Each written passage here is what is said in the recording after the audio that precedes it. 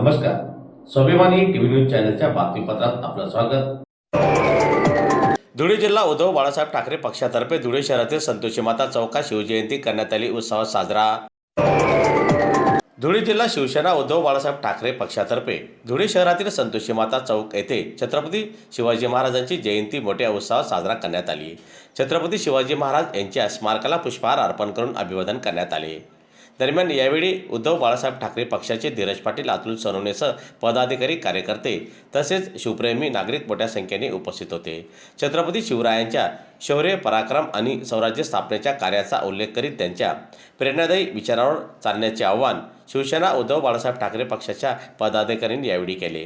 त्याचप्रमाणे शिवजयंती निमित्ताने जय शिवाजी जय भवानीच्या घोषणा देत कार्यकर्त्यांनी परिसर दुमदुमून सोडला. शिवसेना उद्धव बाळासाहेब ठाकरे पक्षाच्या वतीने गेल्या 40 वर्षापासून धुळे शहरामध्ये सातत्याने शिवजयंती उत्सव मोठ्या उत्साहामध्ये साजरा केला जातो आहे. यंदाच्या वर्षी आम्ही या ठिकाणी सांस्कृतिक कार्यक्रमांचं आयोजन केलं आहे, जे दरवर्षी आम्ही करत असतो.